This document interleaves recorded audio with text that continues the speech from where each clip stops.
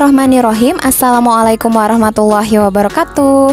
Selamat datang kembali di pembelajaran IPA kelas 7. Pada pertemuan kali ini kita akan membahas mengenai perubahan materi yang ada di alam. Benda-benda yang kita kenal dalam kehidupan sehari-hari seringkali mengalami perubahan. Perubahan tersebut ada yang bersifat langsung dapat diamati, namun ada juga yang memerlukan waktu yang lama untuk pengamatannya. Perubahan benda-benda tersebut dikenal dengan perubahan materi. Contoh perubahan materi yang berlangsung cepat adalah pembakaran kertas. Contoh perubahan materi yang memerlukan waktu yang relatif lama adalah proses berkaratnya besi. Sebelum lebih jauh membahas tentang perubahan materi, kita perlu mengetahui tentang sifat-sifat zat terlebih dahulu. Sifat-sifat benda sangat penting diketahui untuk membedakan perubahan-perubahan yang terjadi pada benda tersebut. Sifat-sifat benda secara garis besar dibedakan menjadi dua, yaitu sifat fisika dan sifat kimia. Sifat fisika adalah sifat yang berkaitan dengan keadaan fisik suatu zat. Sifat fisika termasuk di dalamnya bentuk, warna, bau, kekerasan, titik didih, titik beku, titik leleh, daya hantar, ukuran partikel, dan massa jenis atau densitas. Sifat kimia merupakan sifat zat yang berhubungan dengan mudah atau sukarnya zat tersebut untuk bereaksi secara kimia. Perubahan suatu materi dapat berlangsung melalui dua cara, yaitu perubahan fisika dan perubahan kimia. Perubahan zat yang tidak disertai dengan terbentuknya zat baru disebut perubahan fisika. Komposisi materi tersebut juga tidak berubah. Misalnya, es yang mencair, baik dalam bentuk padat maupun dalam bentuk cair, keduanya tetaplah air, yaitu H2O. Contoh perubahan fisika antara lain menguap, mencair, membeku, mengembun, serta perubahan bentuk lainnya. Perubahan kimia adalah perubahan zat yang dapat menghasilkan atau membentuk zat baru dengan sifat kimia yang berbeda dengan zat asalnya. Contohnya, kayu ketika setelah dibakar berubah menjadi arang atau karbon. Dengan demikian, pada proses pembakaran kayu diperoleh zat baru yang memiliki sifat berbeda dengan zat sebelumnya. Proses pembakaran kayu yang mengakibatkan terbentuknya zat baru merupakan salah satu contoh perubahan kimia.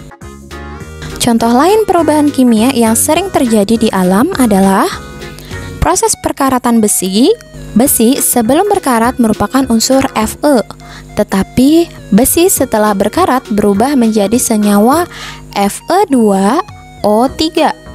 Zat baru yang terbentuk dalam perubahan kimia disebabkan adanya perubahan komposisi materi. Perubahan tersebut dapat berupa penggabungan sejumlah zat atau peruraian suatu zat. Berlangsungnya perubahan kimia dapat diketahui dengan ciri-ciri sebagai berikut. 1. Terbentuknya zat baru. 2. Terbentuknya gas. 3. Terbentuknya endapan. 4. Terjadinya perubahan warna. 5. Terjadinya perubahan suhu. Pembentukan gas, reaksi kimia bersifat unik. Beberapa reaksi kimia tertentu dapat membentuk gas. Contoh reaksi kimia yang membentuk gas ialah reaksi logam magnesium atau Mg dengan asam klorida atau HCl. Reaksi tersebut dapat ditulis sebagai berikut. Gas yang terbentuk dapat kita lihat dalam wujud gelembung-gelembung kecil. Gas tersebut adalah gas hidrogen. Contoh reaksi pembentukan gas yang lain adalah reaksi elektrolisis air atau H2O menjadi gas hidrogen H2 dan oksigen O2.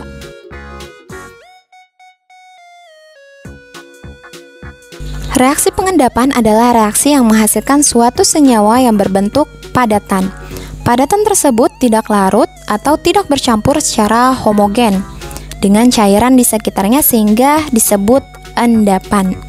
Salah satu contoh reaksi yang dapat membentuk endapan adalah reaksi barium klorida atau BaCl2 dengan natrium sulfat atau Na2SO4 yang menghasilkan endapan barium sulfat berwarna putih.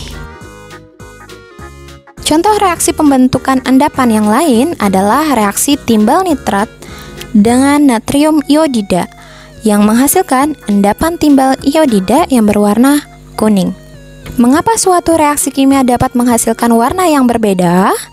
Ketika suatu reaksi kimia berlangsung, maka akan terjadi perubahan komposisi dan terbentuk zat baru yang mungkin memiliki warna yang berbeda. Contoh reaksi kimia yang memberikan warna yang khas adalah reaksi antara tembaga sulfat atau CuSO4 dengan air H2O. Warna tembaga sulfat adalah putih. Apabila ditambahkan air, warnanya berubah menjadi biru. Warna biru tersebut adalah warna senyawa baru yang terbentuk, yaitu CuSO4 5H2O. Reaksi kimia disertai perubahan energi. Salah satu bentuk energi yang sering menyertai reaksi kimia adalah energi panas. Dengan demikian, terjadinya perubahan kimia akan ditandai dengan perubahan energi panas atau aliran kalor dari atau ke lingkungan. Akibatnya, suhu hasil reaksi dapat menjadi lebih tinggi atau dapat menjadi lebih rendah daripada suhu pereaksinya. Berikut perbedaan perubahan fisika dan kimia. Pada perubahan fisika, tidak terbentuk zat baru, sedangkan pada perubahan kimia terbentuk zat baru. Selanjutnya, pada perubahan fisika, komposisi materi tidak berubah, sedangkan pada perubahan kimia, komposisi materi sebelum dan sesudah mengalami perubahan atau perbedaan. Beberapa contoh perubahan materi di alam ditunjukkan pada tabel berikut.